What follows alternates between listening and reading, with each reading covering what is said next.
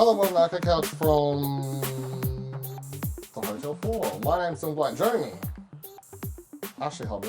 Hey Dylan, excited to be here and excited as usual to record a normal episode of Arcade Couch. We're going to talk about how Halo is coming back in a big way. We're going to talk about Metaphor Ring Fantasio coming out this week and the big hardware reveal of the week, Alamo. I'll say here, Ciaran Marchand. Can we? No, the thing is, it's his bit every year when we do the PAX show, is he makes a bit about how we're not talking about the big news. He does it every year. Well, we've already talked about a lot. I appreciate that you remember that's my bit. I'm well aware of what Ash is. Okay. Yeah, fair enough. I've got a couple of recurring bits. Yeah. Oh, no. I record with this guy enough, I know he's... Yeah, okay, that's fair enough. Especially when he goes to look at his phone for something. When he goes to look at his phone, it's like, oh, okay, he's prepared.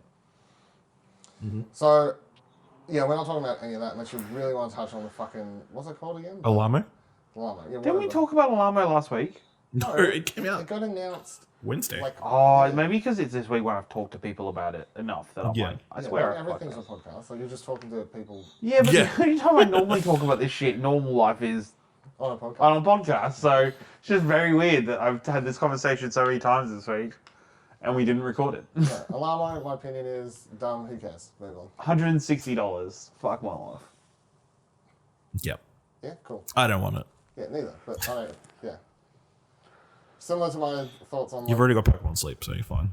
I don't know. You got something to wake I played up. that for ages. Ah. Exactly. Remember it? You fell off? No, Oh, no, we because talked about it it. didn't was- sync. yeah. That's I right. think I lost all my data. I gave Yeah. up. I said I'm not playing that shit anymore. So Yeah, that's fair. I rage quit Pokemon Sleep. Probably the first person to rage quit Pokemon Sleep, I would say. So. Metaphor, we will be talking about in coming weeks though, because Kieran's absolutely It's been non-stop all weekend. busting out the Oh seams my to- god, I want to play that game so badly. I'm so excited tomorrow night to be at home to play that game. So we will. I assume for the next several weeks it'll be. There'll be an update. There'll be catch up with yeah. Kieran on Metaphor time. Yeah. That's fine. What was the other thing you made a bit about? I can't remember now. Halo. What They've was that? re- Oh, 323 they changed the studio. Yeah. They've got a bunch of new They're projects now in the gonna work. work on Unreal Engine 5. They're going to run it on Unreal Engine 5, so Halo's going to be Fortnite. Well, it's just going to be easier know because what? they don't need to learn an engine. What was the dev? Who was the dev I was talking to?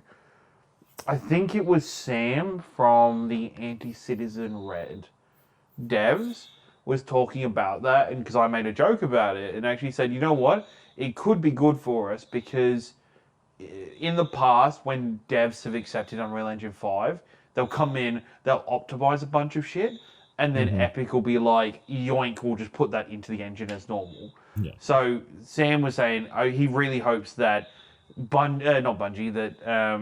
Studios. Halo Studios do it, the same thing, where they optimize a bunch of stuff for shooters, and then Epic grabs it all and puts it all into Unreal Engine 5 naturally. Because that will then trickle down and help Everybody. and everybody involved. So, I don't think it's a big deal, personally. no. I think it's a smart business. It's good to hear they've moved on from Infinite. And it's nice to know that they've already Infinite got killed 3D 323 Studios.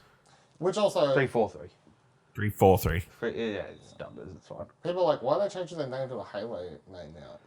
I was like, 343 is a Halo name. It was a reference. Yeah. Yeah. So But it's too subtle, so now they've made something on the nose. Yeah. Yeah. whatever. All right, PAX week. We have talked a little bit about some more general thoughts on Between the Questions, so you can catch up if you want it. Stall our adventures during the week. Yeah, Stalk Ventures has spent a lot of time talking about Ash's panel on that, so Big success. big success. You're going to hear us absolutely criticise it like we're rating it, and continually be like, we're not criticising it. And they held back. It's there.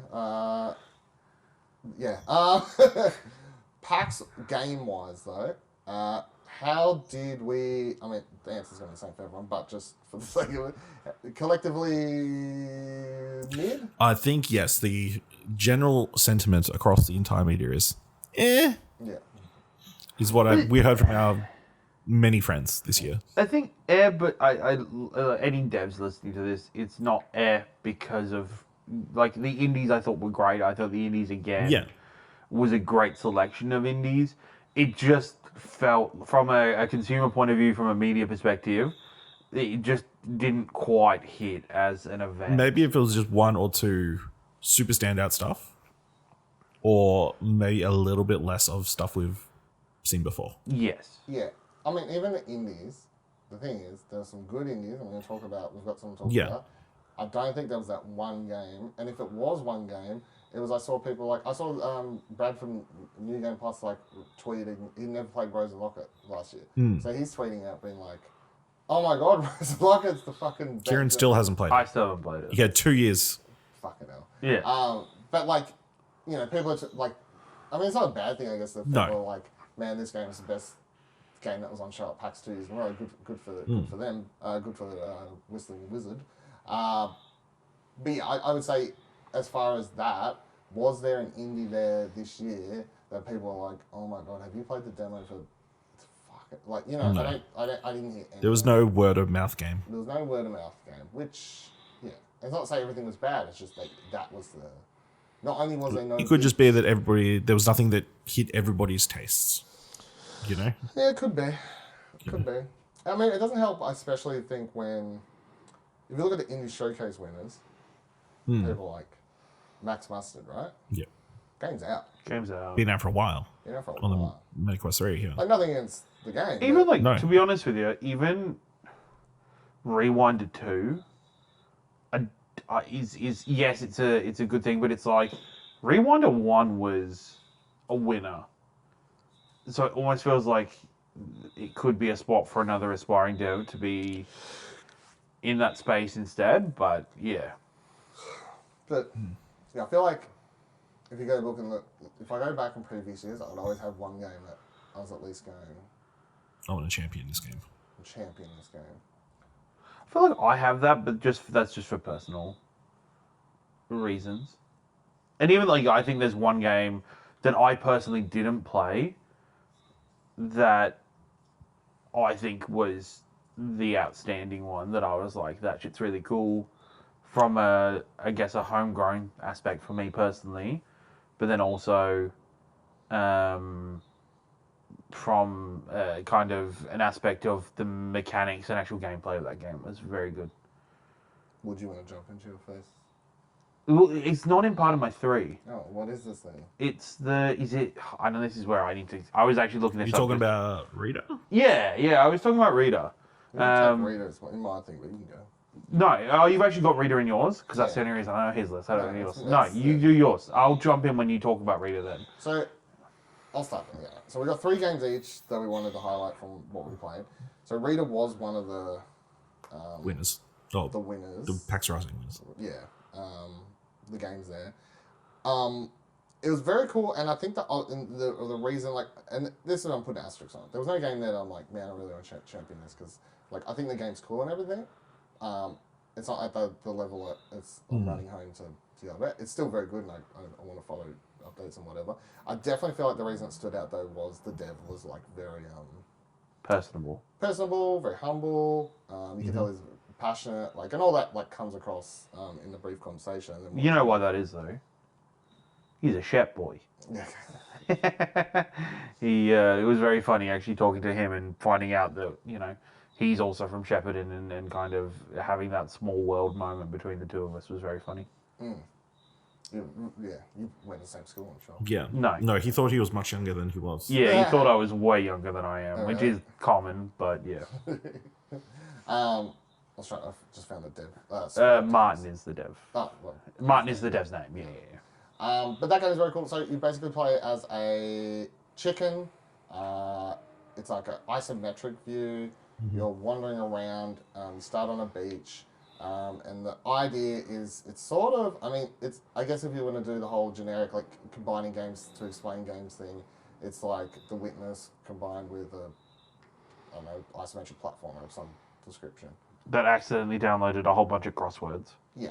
Because you wander around, you pick up letters, you have a newspaper, and then in the newspaper you match words. And I think in the first... But then when you match the words, it affects the world, much in the way Yeah. you So could change the world in Plucky Squire. Yes, 100%. So, you can't jump.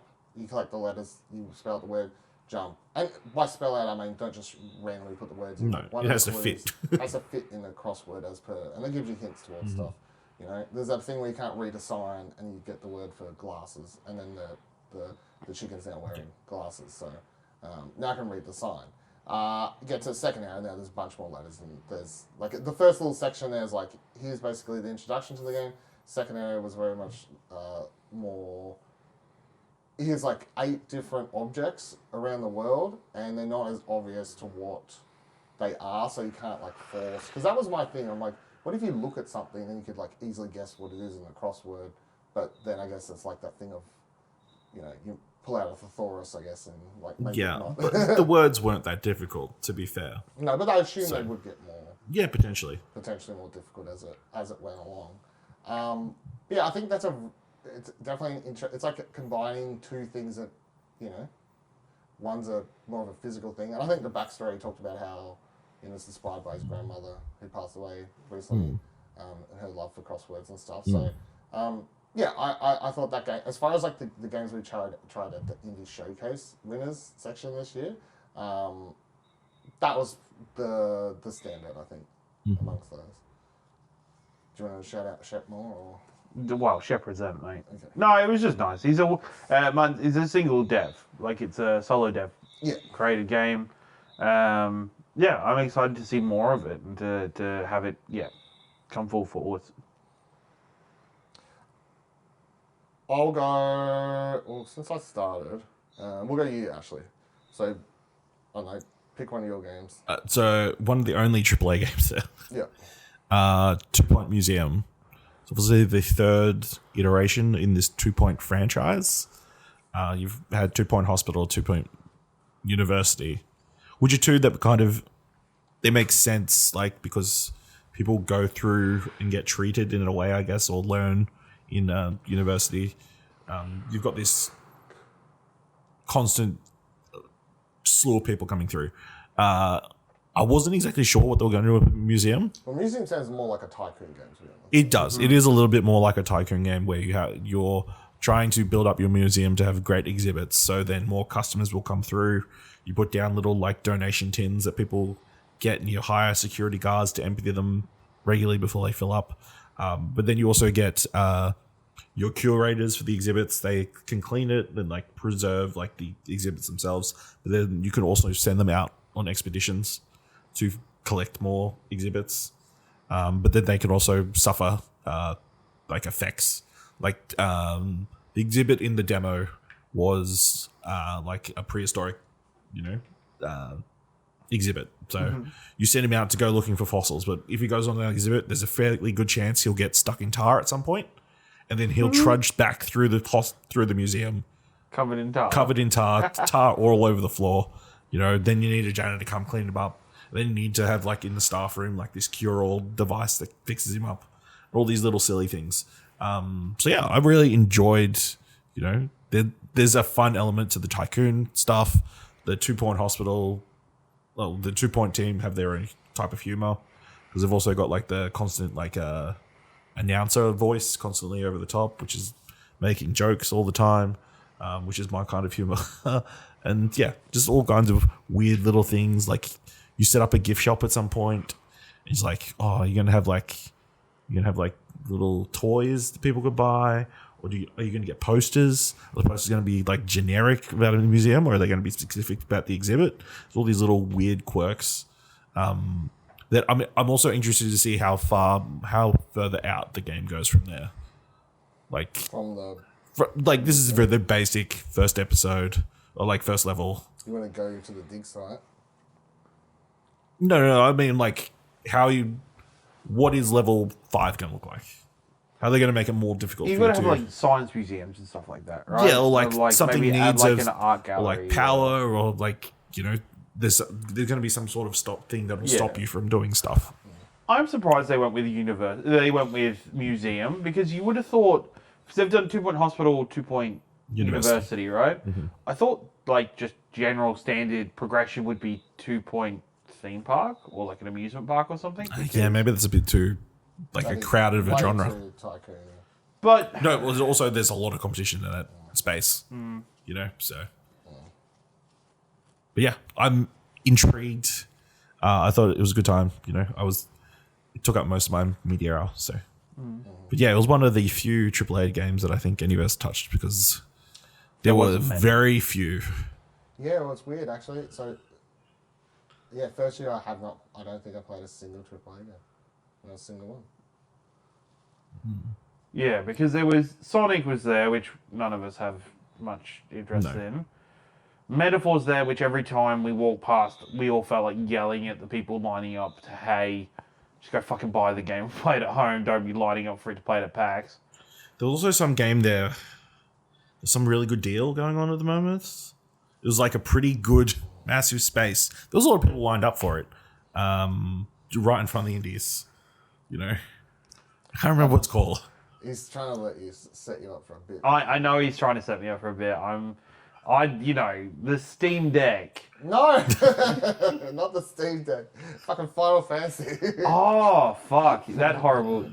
Sorry, though, I was thinking the wrong area. That big, He's like a game you can play for free. Oh, yeah. Well, for a certain amount of time. You hear the free bit. I'm too tired for bits. The fucking Final Fantasy. It is the best dealing video games. Am I bemused by that whole area? Yes. But now I understand today that there was a new area that will be added to Final Fantasy players. I understood it a bit better. I thought it was just people lining up to raid, which I could not think of anything worse to do at a fucking PAX. Well, they're giving away hats as well, so I mean. No, but I don't want to raid. If I was still playing Final Fantasy, I would not want to raid on a generic account set up in a generic way. Ugh, gross. Yeah. Gross. Will be yuck. Yeah. Before you get to Kieran's first game, how do we feel about the Steam Deck getting? Let's fucking go. I'm so excited. It became my question for every dev I spoke to was how are you going with getting controller support, and if they hadn't already got a controller on the booth, and then from there being like, how do you feel about the Steam Deck? What are you wanting to put? Because that's what I mean. I'm actually really excited because a lot of these indies, for me personally, being very honest, I would struggle to be like, I'm going to sit down at my PC and play these. Like, it just doesn't, I don't know, it just doesn't work for me. But now I'm like, the Steam Deck's coming. It's coming to Australia. It's coming to Australia for the most surprising point being for a reasonable price. Sweet. I can grab a Steam Deck, $889 or whatever for the OLED model. I can download these indies. I can sit on my couch. I swear it's $8.99. I don't know. You can swear this random number. $8.89. I swear I saw it as $8.89. Let me quickly. $8.99. Let me quickly go. Say that is a weird ass price. No, it's $8.99. Sorry, it is $8.99. It's $6.49 and $8.89. It's like, $8.99. Why would they make it $8.80? I don't know. It's fucking. They do what they want at Steam. $8.99. Which is a good price. Yeah, I'm looking forward to now later in November. Oh, I don't know. I'm now worried though that even though it's like available to order November, how long is it going to? I guarantee it'll be a first in get shipment. Yes. Yeah. Correct. I'll put up a pre-order time and yes. You better go fast. Yeah. So for that, it's exciting to look at it that way and to be like, okay, I can now play a bunch of these indies, chilling on my couch, while I've got something else on the TV and stuff like that. Like that excites me. And like the first game that would probably be doing that will be from as part of Code NZ's section, which I guess for a better part of 2 years now, we found a number of excellent games coming from that section. Mm-hmm. Is from Fine F Games or Fine Knife Games. For knife? F-knife? For knife? It's however you say it. I'm sure they've got a way of saying it. There's a way of saying it. For knife. For knife. It's spelled for knife. Yeah, it's for knife games who are coming out with Shelf Life. I was going to be like, I don't know why I was going to say Shelf Story. And Shelf Life Art School Detective. Yeah, Art School Detective. I literally was looking at their Twitter page before we go into this, and I just, blanked.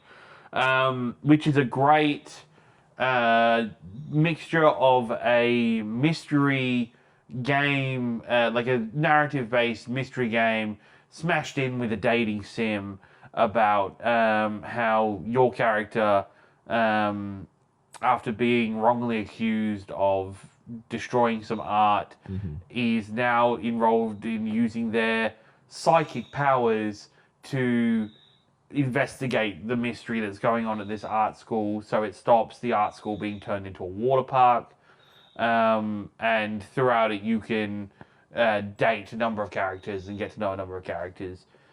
My time with it it was a good 15-20 minute demo at their booth, was absolutely fantastic. The game is full of character, full of those little intrigue moments. There's some nice intrigue where there's some characters they haven't quite revealed yet in there that you can talk to, but like their character arc doesn't pop up yet. Yeah, you get these cool moments of like you jump into paintings when you do certain sections, and you're a part of the world of the painting, doing your investigation. Talking to the devs, they are very open with. They're looking at different mechanics, and potentially like maybe jumping into one painting, you'll go first person mode for it. We were talking about the various different things they could do with that. But overall, like it was very much a U game, Dylan. Like it sounds like there is a lot of you have a game type that you like. I know what you mean. It's very like the colors are great. The pixel art looks good for the little sprites. The character designs are interesting. Yeah, I'm just really excited. It's one of those games where I just feel like I'll have that on my Steam Deck, please, when I get that, and I will play the shit out of it when it comes out. Yeah, I remember seeing you play that last year. I played that last year. Yeah, and I don't know if they were doing so heavy on the dating sim element. I think it was just more kind of a detective they story. mentioned it, but they didn't have a lot in the demo I played, so makes sense it's different. Does that have a release date or what? I don't believe so. No, still. It's still heavily in development at the moment, but yeah. That's fine. All right. What the fuck? Where am I? Oh, so we'll go Black Tages. So of course we mentioned it. Well, not on this show. On Between the Questions, we talked about Big Games Night Out. They had it there as a part of the show in a sort of weird way. But it's made by studio. Listen, I did not have the courage to ask why the line dancing. Oh, no. I had the courage to ask if the lizard was shitting. Though. Yeah. Well, you didn't say it directly that way. I didn't. I tried. I worded it. I thought coins were coming out of the lizard. Yeah, you're like, I thought coins were coming out of that lizard. Yeah, I worded it way better because I am somewhat professional. Yeah. No, the lizard's drifting. So it's Guck is the studio. The first, as far as I'm aware, and anyone's aware, so they can claim it, all Indigenous studio. So I can't remember. I think it's like 6 or something. I don't know. People working on the game. I think it's really like on it. Like I was really enjoying it. I sat there and played it for 10 minutes or something like that. I think it's one of those sort of mobile games where you could easily zone out doing it. It basically is like an environmentally based narrative around this stuff. I think they named it. I can't remember. Destroying, plants, wildlife, all that sort of stuff. It gets covered in. I guess the studio name Guck gets covered in Guck. I don't know. And you've got to work to bring it back, and you sort of planting sun seeds and stuff like that in the screen, and you got to water and to clear these paths. And then as you clear paths, you'll like free animals from stuff, and then when you free the animals, you can start different mini games with them. I can't remember how many mini games I said. It was something ridiculous amount that they're up to. I think they said I feel like saying like 20 isn't even that outlandish. I only played 3 or 4, but the way they were talking about them definitely seems like they're just continually at the moment development being like, fuck it, let's just add in wild and continue explaining why they got the lizard doing random shit in their game. I heard them telling you it was basically just based on that F1. Yes, it was the F1, the lizard in the Singapore Grand Prix. It was either Singapore or Baku. Where there was a lizard running down one of the straights. And they could catch it. And there was a video of it just going ham. Yeah, it was very funny though because they were apparently talking about it before that. Yeah. And then that video gives them the perfect reference to model And the then when you lizard see on. when you think back, you're like, yeah. Yeah. Yeah, that makes sense. Yeah. Does make perfect sense. So, they have like a pachinko mini game that's in it. Yeah, I think it's going to be a free mobile game, no ads. I don't know where and how the money comes from, but yeah, free mobile. They're selling your information, but Yeah, probably well, that's the only. I mean, that's the only It's alright. explanation. I'd rather they sell my information than Google. You know, Yeah. probably good, may as well profit out of it. Yeah, pay the rent. Yeah, pay the rent. It's one way to pay the rent. Yeah. Yeah, I really, I can see myself, easily just fuck around with that for 10 minutes at a time on my phone. Especially if they keep adding different mini games and stuff. And I'll be interested to see how the narrative comes together, because that was the one thing that wasn't on really show. I mean, it's still very early in development. So I like the art style. It stands out in the older character art. Thought very colourful, very vibrant.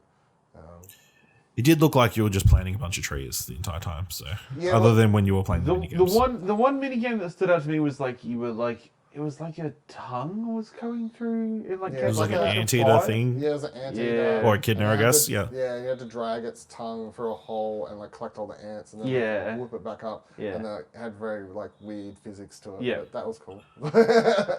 So Yeah. it's that weird physics thing, which is similar to a game no one wants to talk about now. I set you up so you. Oh, okay. I guess I'll talk about that one. So I played My Arms Are Longer Now, which is a physics game where you play as a person who has a really long arm. And in the demo, you just break into a train cart and steal a bunch of shit. Very simple demo. You can pinch stuff. You can obviously grab. You can also slap people with your hand. And you also another button to lift up, and then there's a button to retract. It's very simple. It seems to be going for a similar vibe to something not quite as British, but the game that I heard constantly brought up was Thank goodness. Thank Goodness You're Here. Yeah. Which apparently may have some devs in common. They've got this. I think I was talking to the dev. It's the sound team The sound team. for that game is working on. I think, did you ever talk about that? You played that after I talked about it? Maybe. I fucking love the shit out of it. Not only do I love the shit out of playing it, I have every now and then, I love watching other people play that game. Like streamers reacting to it. I And don't think I playing. It's mentioned that. fucking I hilarious. talked about it on Arcade Couch It- because I reviewed it. yes. And Ciaran played it and messaged me. I was like, what the fuck did I just play? Yeah. I went and played it. I played it one night. It was so good. It was very good. Yeah, 2 games is the developer. 2 games as a developer. 2 games. Debut game. Yeah, the demo, I guess you could breeze through it in 2-3 minutes if you knew exactly what you're doing. But yeah, it is set up. The demo is set up for the punchline of them saying the name of the game, and the joke lands. So Makes for a good demo. yeah, you give people a taste, especially in a place like PAX, where you don't really want people to be playing a 15-minute demo if you can avoid it. You just want to get people through. Unless you're a dating sim called Shelf Life, go for it, guys. Just making sure it's fine.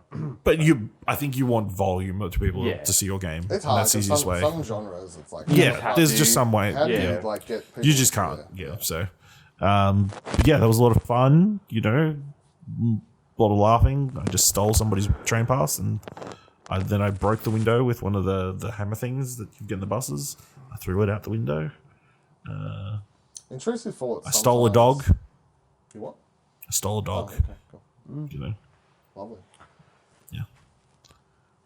Because if you tried to steal this person's briefcase while the dog was next to it, the dog would bark and then they would wake up. So Is there objectives or are you just fucking around? no, there's a checklist of stuff that you need to steal. It looked like the Goose game. Yeah, kind of Yeah, goose okay. game. There's Like- a list checklist. Yeah, okay. Checklist. Yeah. Yeah. Cool. Cool. Karen? Another of the New Zealand games was the Burger Boys. Is my next one. If something, I might just quickly research. Mischief Maker Studio. Mischief Makers. I saw them earlier because they were tweeting at us very nicely. Burger Boys is another narrative based game where you have opened up a burger van and various characters come up to your burger van and order burgers in the most vague way possible. They will say things like, say, the first customer, for instance, comes up and says, "Hey, I just want a burger, but I really like pickles."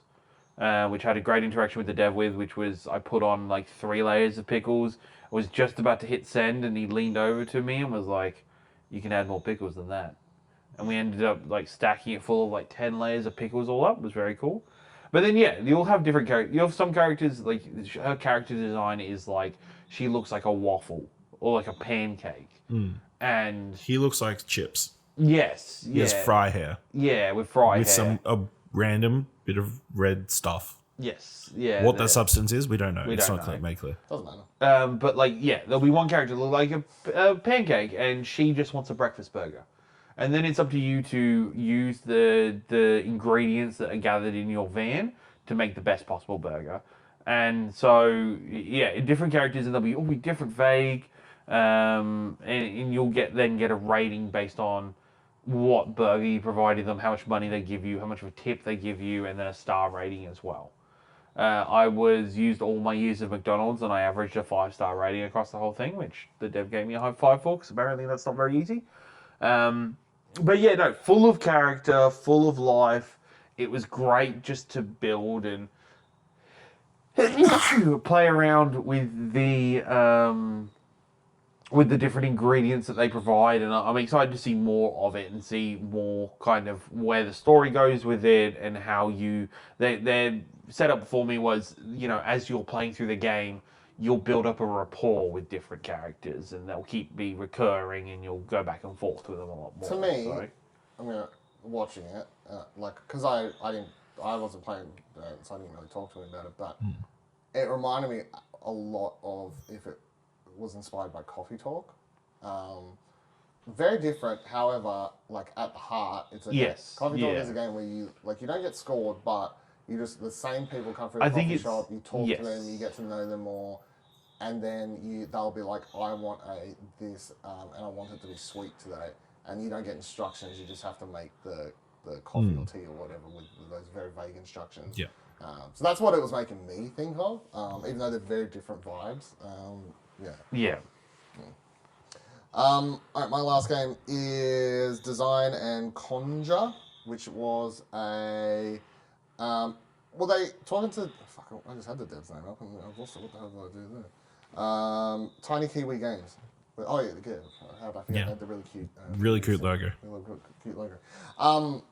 So this is inspired by unpacking, and they said as much, but it is very different to unpacking in which that it's a lot more free flowing in the like how you unpack things and where you're able to put them. Unpacking definitely had more like you could put stuff nearly everywhere where you wanted it, but there was like I think they had that mode afterwards where you could sort of do whatever you want, but initially like there was a sort of structure to how you place things as you go through. But it is in that realm of building room thing, unpacking objects and putting placing there. But I really enjoy it. I think they're like it's definitely a genre that, if done well, is just a very like relaxing vibe to chill out with. Music was nice. I like the art style and visuals, but because you're basically a witch, you're returning to your the story like sort of you're returning to your. I think it was your hometown, or well, at least you're like your home built at the start. So there is going to be that element of narrative storytelling through what you're unpacking, which is what unpacking had going for it as well. But because you're a witch, you can do cool things. Like you can, I was bringing out like potion bottles that I all wanted to fit on one shelf, but they wouldn't all fit at their normal size. But because you're a witch, you have the ability to resize those objects. Like you can make things bigger or larger. You can change the color of them freely as you go along. So stuff like that, which some of these other games of the same genre definitely haven't had the option.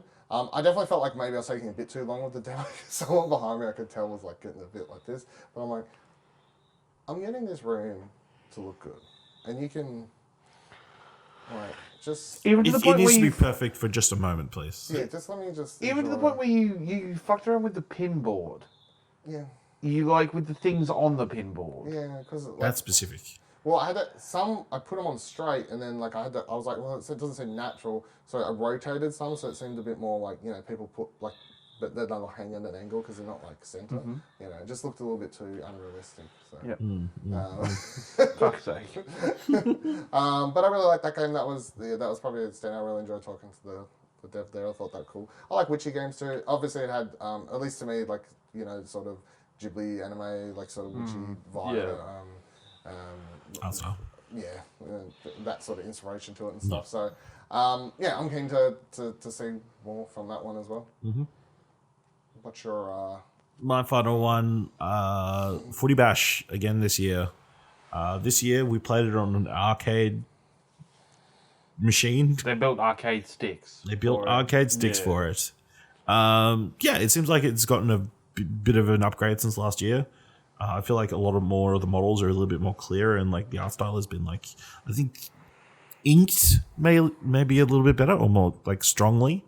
There's a bit more mixture of the type of models of the players on the field, so you can kind of differentiate them, and obviously like during each quarter like there'll be better stats and that kind of thing. But yeah, it played really well, looked really cool. They had the specific PAX stages, like there was an oval where it's like they've just put like an oval inside of PAX, like with the convention hall, like seats all around. It was very interesting to watch. It makes me think if they can do stuff like that, they might be working on some like a level editor that might be part of the game. Yeah, maybe, or like they'll have some like crazy level fields or something, not just like known fields that we all go to. But they'll all look the same is the thing. Like, Yeah, well, to a degree.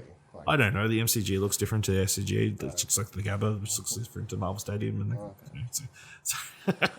If you know, you know. If you know, you know. It was a little bit weird playing it on the arcade machine because just about where the button placement was didn't feel great. I don't know. For me. It was just hard to... You were trying to play it while looking down at which button was which. Yeah. Because just the way your hands are. But yeah, looks like that game's progressing very well. I believe there is an open beta and demo up on Steam at the moment. It's till November something. So you can go check that out. And Ciaran, your last game is Wrapping the up. PAX. A card game. A card game. I can't remember with a card game. It was Clarify, a physical card a physical card game, and not one made by Disney. We'll It get to was. that, don't we eventually this year was very interesting. They put the PAX Showcase, indie showcase winners for the tabletop games down amongst the video games. So I feel like there was across the board a lot more attention on them this year. One particular that was, I would say, just quickly on Asterix, I'd say whenever we've walked past the previous years, there's always people playing them. I would say what they definitely would have had is more people who wouldn't usually venture. yes, it wouldn't go that side of the convention. So they probably have more people being like, I don't really play video games. Yes. Tabletop games, please. Yes. Yeah. But I guess one of the biggest ones that always seemed to have people on was this card game called Mean, that was designed and created by the company Mean Games. It is a numbers-based card game where you are stacking numbers on top of kind of depending on the order of where the cards are going on. If it's going ascending, you just need to put down whatever number you've got in your hand that's higher than the number on the table. Has a bunch of rules to it that are kind of result in either Bastards. if you have a bunch of rules in it where certain numbers will do certain things. Like if you play an 8, you can swap hands with somebody. If you play the kind of certain numbers will actually force somebody to go like change the direction of where they're playing, or even to the case of, and then, if you can't play a card or you get the number 6 played on you, which is the mean card, you have to pick up one of the piles of cards on the table. Lots of fun. It's very simple, very easy to set up. And to me, like for somebody, I've played a lot of Uno, but with the alternate rules of 7s make you switch hands and 0s make everything swap. This gave me those feelings again. We sat down together and had a demo of it, a 6-player card game. Like, it was fun. I ended up buying not only myself a copy, but my parents a copy. And yeah, it was a great, fun card game. I could see them introducing new rules, new different card sets. I think you get 2 decks in the box. So potentially that is I think if you are playing with I more believe people, there are 4 of every single card, yeah. So at least. I think if you're playing with So more 8 people, you can maybe. use multiple decks. It's a great simple card game that I could very easily see, finding success within the board game and the tabletop industry currently. Yeah. Okay. Wait, were there any other games that maybe you didn't play that you saw somebody else play? I've got one special mention. Okay. And this is from based on the the AIE section, like the Australian Institute of. I actually don't even know the full name. AIE, whatever. It's Entertainment? I don't know. Yeah, Institute of Entertainment. I think that is actually it. Yeah. It's a university for. It's a university for gaming and industry, Yeah. filmmaking and music and whatever. They normally have stuff at PAX every year, It's and usually. I feel like it's more usually against the wall. yeah, it's either against the wall or off to one side. It's Academy of Interactive Entertainment. There it is. And so they give the opportunity for students to be able to present what they're working on. Kind of gives an opportunity for students to be scouted by the devs, to see the public members to see what they're working on, and then of course to get more people to attend the school. There was a game this year. They often aren't maybe the highest of qualities, or they're often very kind of tech demo-y. Of kind of students displaying that they're learning various mechanics and understanding of game engines. I sat down and played, and so did both of you, played Codfather today, which is an arena-based shooter that, inspired by your Quakes and your Dooms, etc., where it's, a lot of, but it's set underwater with a large variety of guns that are all based on different fish.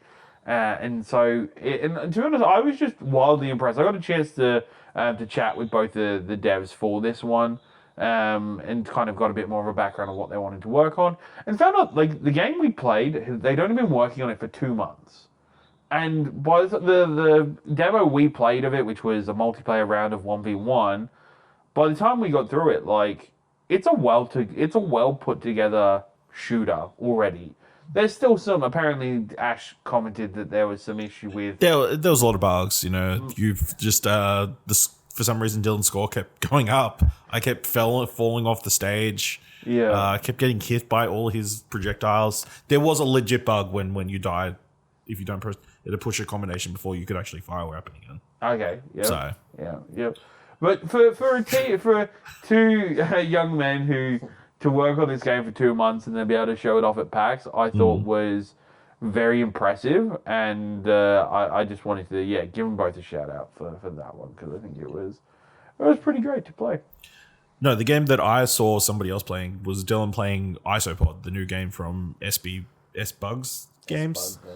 So it's a spin-off for Webbed. We play as an Isopod, and it's like this little creature that's rolling around. But also in the stage they were presenting, it has a magnet thing, and it's trying to clear the world of all these fire ants who are creating some sort of factory. Yeah. That looked like a lot of fun. Yeah, that just fell short of my. Yes. That was going to be my shout out as well. Webbed is really cool. It's that's a side-scrolling Metroidvania game. So this going into a full 3D game is quite very different. Very big jump. And I apparently hadn't been working on that one for long either at this stage. But yeah, I really like the idea of it. I mean, it has the same sort of funny humor that Webb has. There were ants with bowler hats. Yep. So. Damn you! We're just trying here to continue capitalism. Yeah. Capitalist ants. Yeah, Right. Ants. So. Yep. It wasn't because when I was watching it first, I was like, "How the fuck's this Isopod just swinging around by Spider-Man?" But when I played the demo, it's the fact that the character you go talk to at the start, he gives you a magnet. Yeah. Can I say, and I said this to the dev, it's very funny watching, because we watched the person before you play, and they did a fucking terrible job of playing the demo, because all they did really was swing around, and roll around the map, and that was it. And then I watched Dylan start playing it, and then all this story stuff's coming out.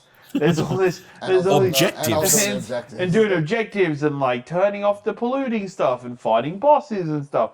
And I was like, "What the fuck? Where did all this shit come from?"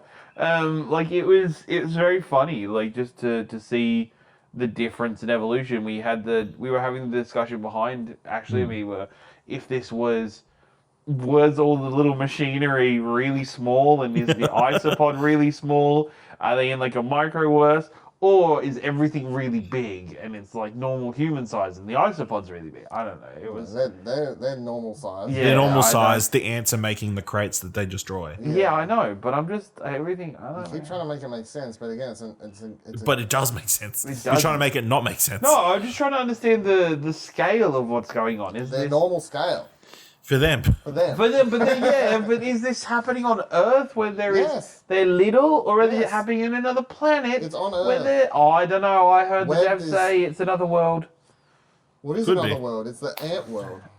Oh my god! It's a world where Exactly. ants speak Yeah, and wear so- bowler hats. Fuck, right there. Anyway, we should buy Web. It's a good game. You play it on your Steam Deck. Yeah. As long as you're not arachnophobic, I think Yeah. that's good. Yeah, you'll be right. So, yeah, I don't think I had any other. I mean, I don't want to like rattle off everything we play, but I don't think I have any.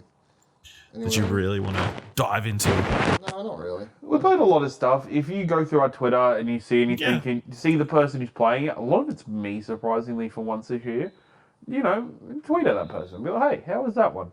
And- Yeah. I'm gonna force us to write stuff. So Yeah, and we'll also be writing about stuff. So Probably the exact same stuff we talked about in this podcast. yeah, Yeah. it's fine because not everyone listens to them. That's true. yeah. Some people just skip through to the People parts I don't listen say. to us. No, they just skip through and listen to my bits and then ignore you guys. I get it, which it's is fine. fine. That's fair. Yeah. All right, before we wrap up, last thing, Disney Lorcana. Obviously, I've already got and I've You've already got played it, an unhealthy tapped in but I like addiction card games. I like opening cards. I TCGs, like you collecting know. TCGs. Uh-huh, So I got Lorcana, all these things. So Lorcana was a huge part at PAX this year. They announced that they had a thing. I've never seen a card or / board game get as big of an area as I think that they had. They had the Disney store there, officially selling Lorcana stuff. They had to like learn to play in tournaments and whatever else. So we jumped in first thing, 10 a.m. Friday morning. Friday morning. First thing we jumped into, went and bought some intro decks. I'll jump into it, go play. Ciaran is now obsessed. Oh, yeah, okay. Obsessed is the right word, but it's not obsessed where I'm like, I'm excited to go home and keep playing. I'm excited to still do stuff when I get home with it, sure. I really enjoyed just having a physical card game with my friends that also play physical card game here to hang around and play with, because I think that's really fun. Like, just of like, you know, like it was growing up when like in my late teens and like early 20s and stuff, it was very common just to be hanging out at a friend's house and playing Magic for a couple of hours and chilling out. So it was just nice to have that again. I do think Lorcana is an interesting game. There's aspects of it I really like. There's some aspects of it I hope they change. I don't love that there is no interaction on the other person's turn. There is. No. There are cards, yeah. Is there? Alright. Everything I've seen so far was no interaction on the other person's turn. There's like instant speed stuff, so. Yeah, okay. It just depends on how that goes. I'm excited. I got to play around with the deck. I've got like 2 other starter decks in my bag that I can mess around with and play. Who knows if I buy more packs or what I do from here with it. Like, Dylan and me have fucking talked about setting up porn cameras so we can play from multiple angles. Like, it's... Oh, that sounds horrible. Well, only because you set it up with porn. Yeah. Or else it would have been a very normal symptom. Fine, you know. To play it so we can play online, but yeah, it's a good game. It's to me the big thing is the art. The art's amazing. Like it's really nice. Yeah. And the variety of ways they use different characters, and that there are multiple cards for the same character. variations. So and there's variations with different abilities. It's very cool. Yeah, no, Lorcana's great. They do a good job. It was presented very well. Smart, big brain thinkers over there. That's like, hey, if you want to learn this game, you got to come play the starter challenge. But you got to go buy a starter deck. So go spend $30 and then come over here. And then you get there and then it's And you're like, like, oh, if you spend $100, you get you this get a cool pin. pin. and you're like, We all oh, did, fuck. so- And we all did. Yeah. So, So we the suckers, or? yeah, we are. 100%. But yeah, no, it's exciting. It's new. It's different. It was fun. I feel like, honestly, as a side note before we wrap up, I feel like TCGs are huge at the moment. Massive. There's so much magic. Especially in the Australian. In the Australian, space. especially in the Melbourne space, Yeah. I reckon I'd be way more into Magic if I lived in Melbourne. Yeah, I see a lot of Magic stuff on my Twitter Ruby feed. Plays Yeah. it's like massive in terms got of a massive, like, she has the cozy cozy card club. Yeah. And I think they're actually playing, like, while we're recording, they're playing on Fortress right now. Yeah.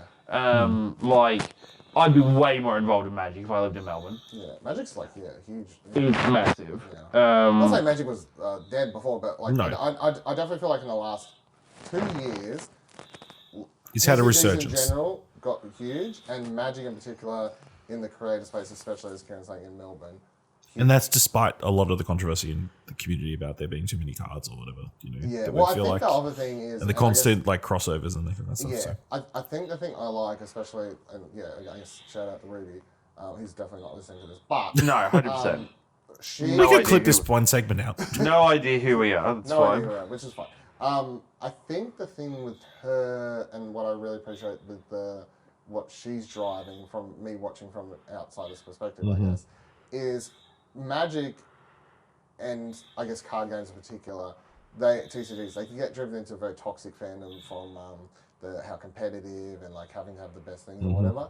And she's been driving, along with some other people, but she's definitely the standout, have been driving this more like wholesome... Yeah. I know people sort of are turning on that word, but definitely more of a wholesome, like, it's about having fun, a good time, Yeah. like, all that sort of stuff. And I think that's bleeding through to people trying to, like, start up similar sort of community aspects for, like, Lorcana and stuff like that. So I think as good as it is to have the competitive stuff with TCG stuff, like, I think I've been enjoying people just being like, it's fun. Opening packs is fun.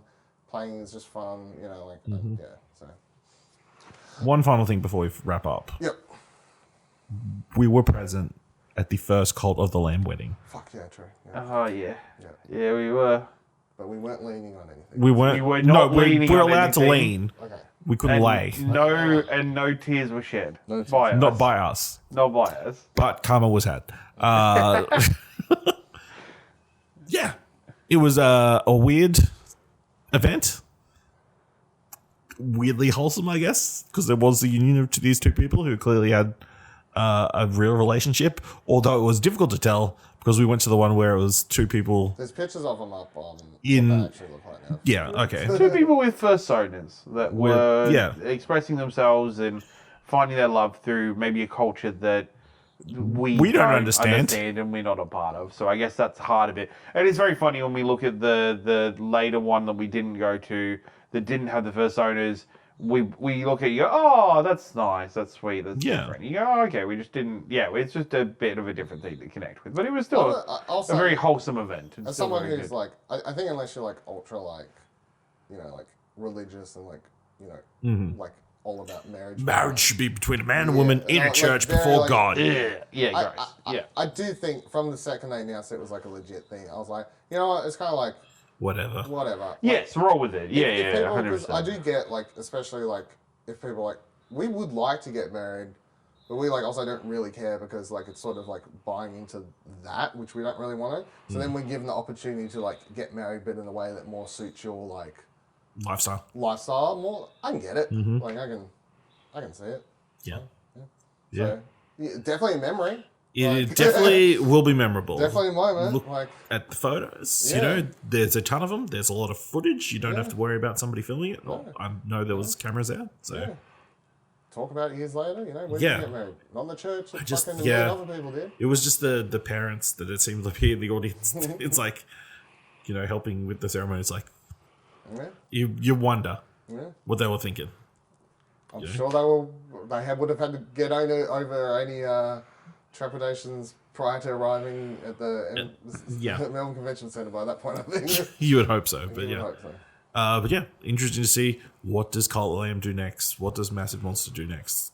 Surely This is the end of this is, Lamb events, please. unless you come up with something. even Massive before. Monster, I believe in you and everything you're currently working on behind the scenes.